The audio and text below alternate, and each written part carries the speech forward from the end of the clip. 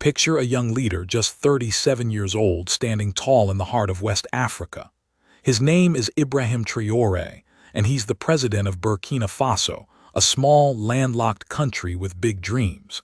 In April 2025, he looked straight at the world's most powerful nation, the United States, led by Donald Trump, and said, "Not here, not now, not ever." Those words weren't just a speech. They were a battle cry, a promise to his people, and a challenge to anyone trying to control his country. Traoré's stand is shaking up Africa, sparking hope, pride, and a new kind of strength. This is the story of how one man's courage is sending a message to the world. Burkina Faso's future belongs to its people. Want to know how he's doing it? Let's dive in.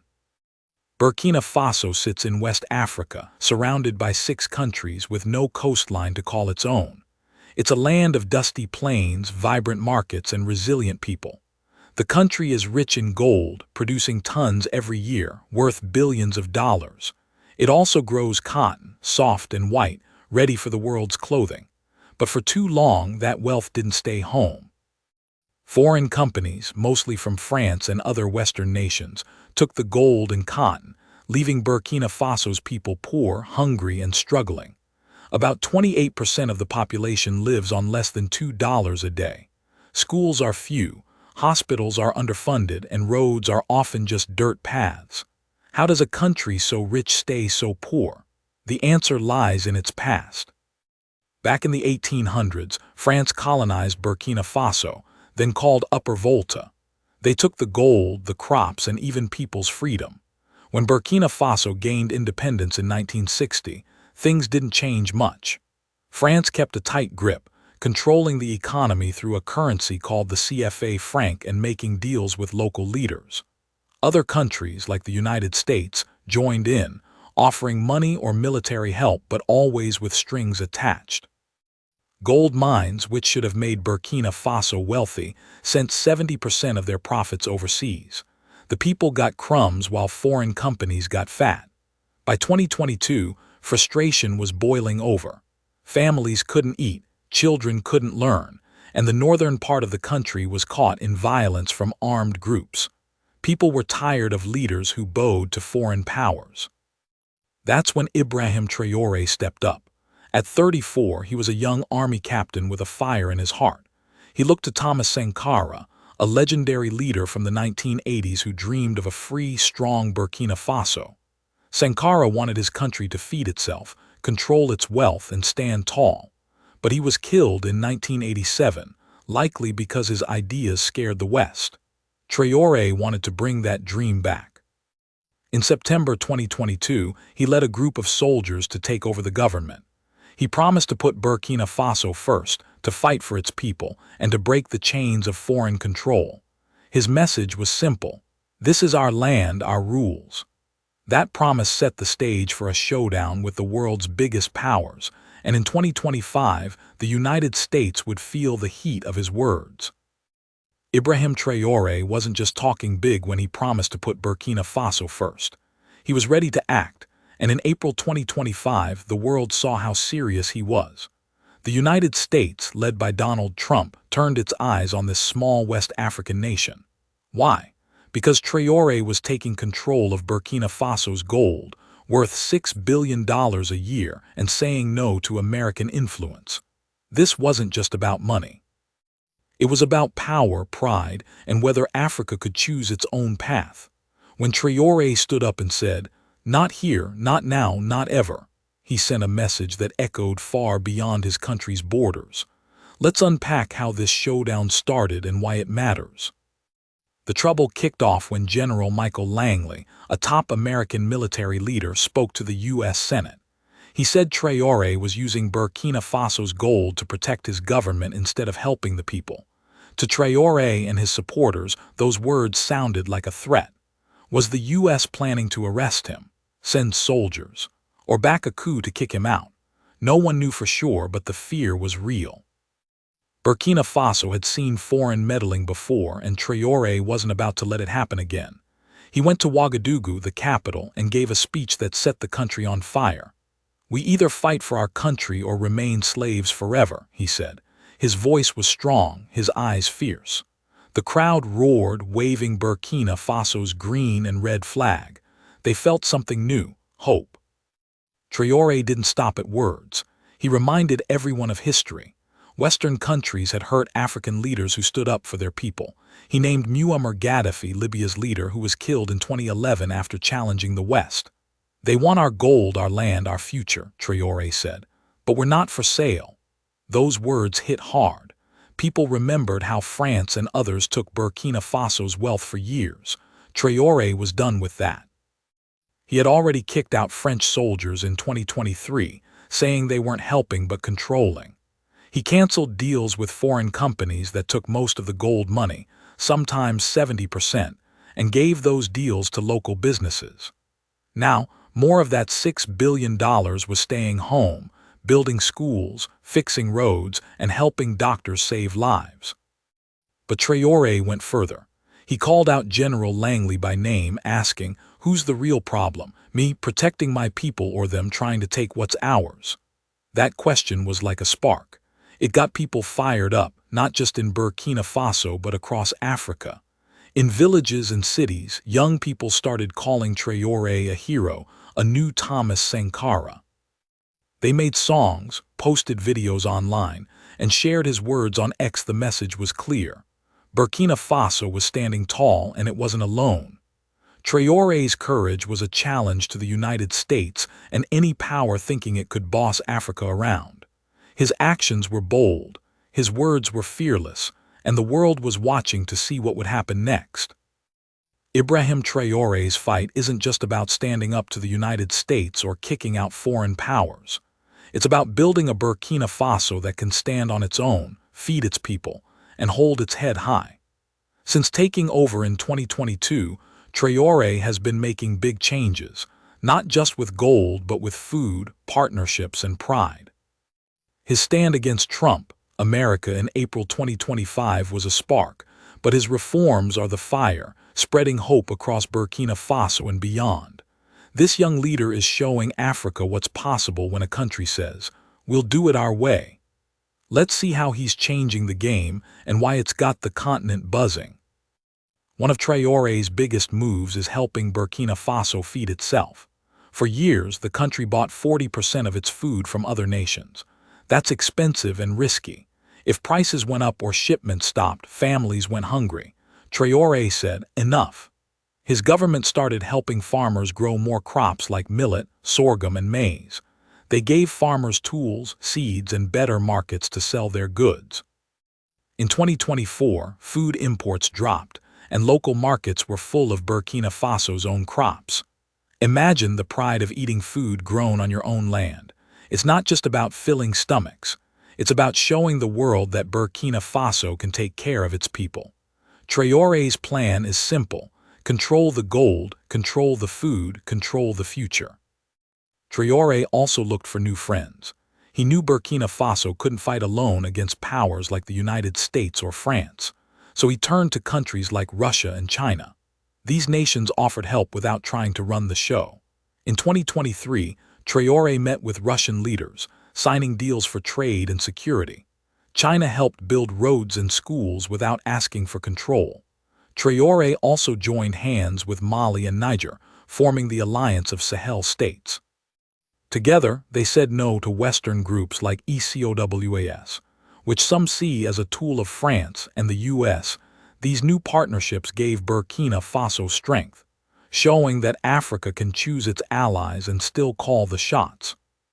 This isn't just about Burkina Faso. Traoré's courage is lighting up the continent. In Mali, leaders kicked out French soldiers in 2022. In Niger, they told the US to close its military bases in 2024. These moves weren't random. They were inspired by Traoré's boldness, his refusal to bow to Western pressure. Across Africa, young people are watching. They're making songs about Traoré, calling him a new Thomas Sankara. On X and TikTok, videos of his speeches go viral, with hashtags like Africa Rising. In Nigeria, Ghana, and Senegal, people are saying, "If Burkina Faso can stand up, so can we." Traoré's message is spreading. Africa's wealth, from gold to oil to crops, belongs to Africans. His stand against Trump isn't just one man's fight. It's a wake-up call for a continent ready to lead itself. Ibrahim Traoré's bold stand against Trump. America and his push for Burkina Faso's freedom are inspiring millions, but the road isn't easy. Leading a small, poor country against global powers comes with big risks. At home, Traoré faces violence and doubters. Abroad, he's up against countries like the United States, which don't like being told no. His fight in April 2025, when he called out General Michael Langley and said, "We're not for sale," showed his courage. But courage alone won't keep Burkina Faso safe or strong. Let's look at the challenges Traoré faces and what his stand means for Africa's future.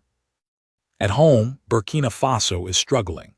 The northern part of the country is caught in fighting with armed groups tied to jihadist movements. These groups attack villages, making life unsafe for families. Over 2 million people, out of 21 million, have been forced from their homes. Traoré promised to fix this, sending soldiers and local fighters called volunteers for the defense of the homeland to battle the groups. But the violence hasn't stopped, and some say his fighters have hurt civilians too. Critics in Burkina Faso and abroad worry that Traoré's focus on security is limiting freedom. He's shut down some newspapers and arrested people who speak against him. His plan to stay in power until 2029 without elections has some calling him a dictator. Traoré says democracy hasn't helped Africa grow, but not everyone agrees. Outside Burkina Faso, the risks are even bigger. The United States and France have a history of going after leaders who defy them. Think of Patrice Lumumba in Congo, killed in 1961, or Muammar Gaddafi in Libya, taken down in 2011. In April 2025, rumors spread on X that the U.S. was planning to arrest Traoré or back a coup. Though no proof came out, Traoré's government said it stopped a plot linked to Ivory Coast, a U.S. ally. If the U.S. or France hit Burkina Faso with sanctions, it could block trade or money, making life harder for people already struggling. With 28% of the population living in extreme poverty, sanctions could break the hope Traoré's building. Despite these risks, Traoré's stand is changing how people see Africa. His fight isn't just about Burkina Faso's $6 billion in gold or its cotton fields. It's about showing that African countries can say no to the West and still thrive. By keeping more gold money at home, Traoré's government made $500 million more in 2024 than the year before.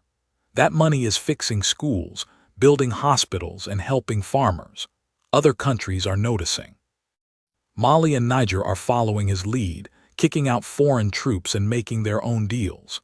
This could spark a bigger change, where Africa's wealth stays in Africa, funding a future where kids learn, families eat, and nations stand tall.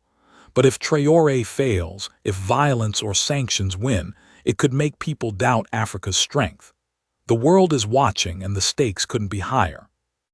Ibrahim Traoré's stand against Trump, America in April 2025 is more than a fight for Burkina Faso.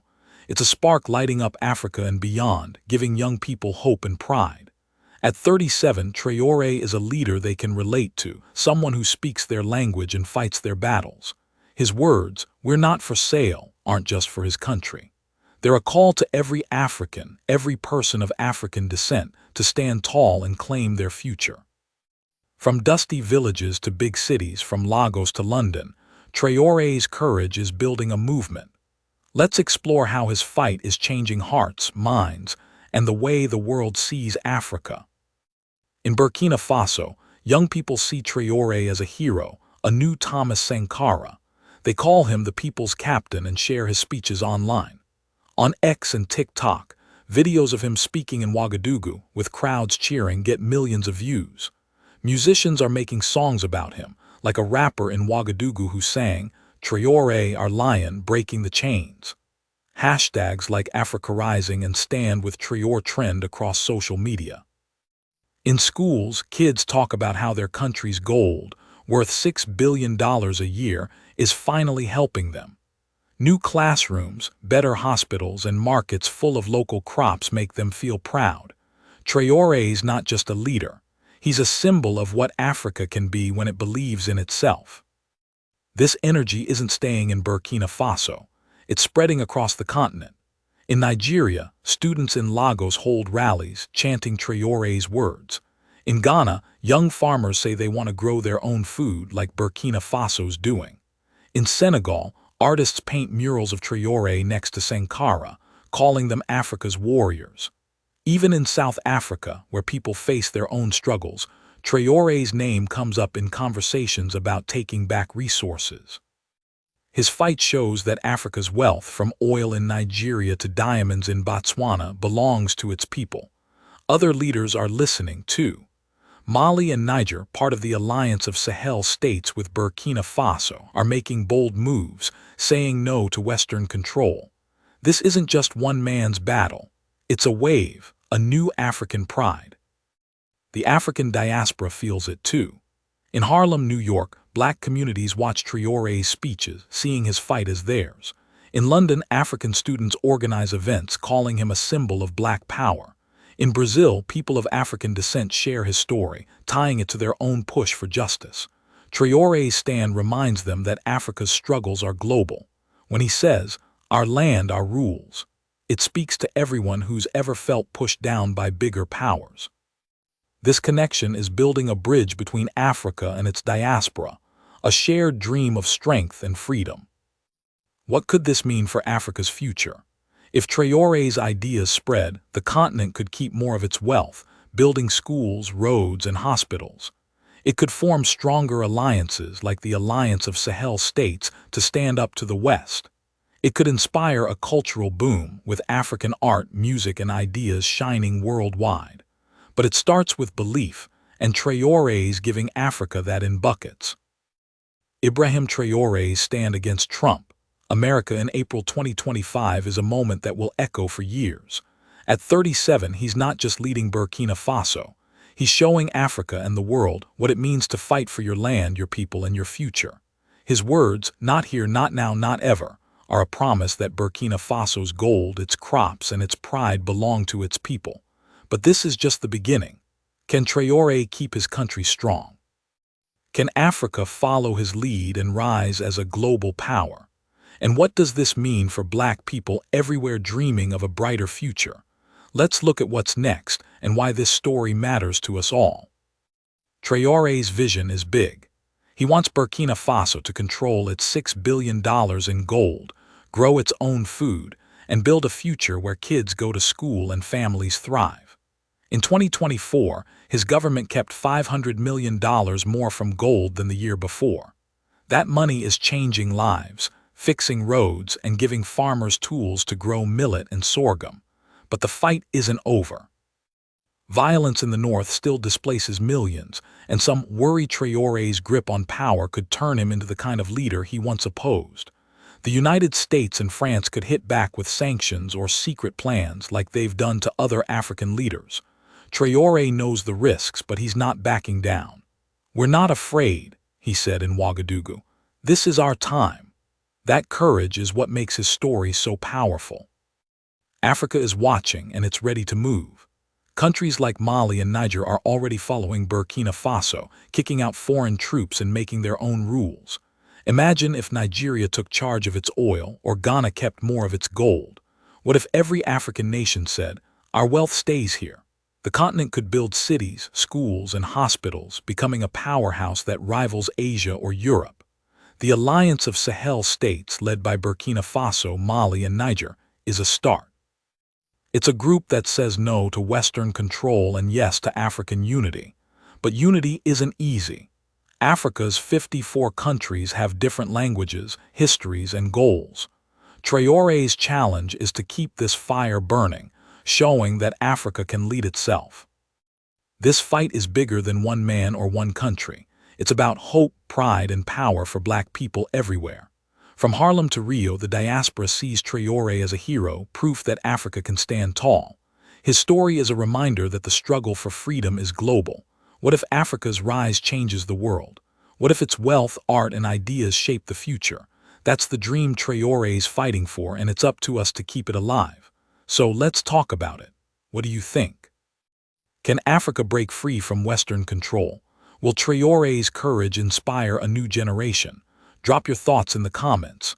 Share this story with your friends, your family, anyone who loves a fight for what's right. Hit that like button, subscribe, and let's keep this movement growing. Traoré's shown us Africa's time is now. Let's make sure the world hears it loud and clear.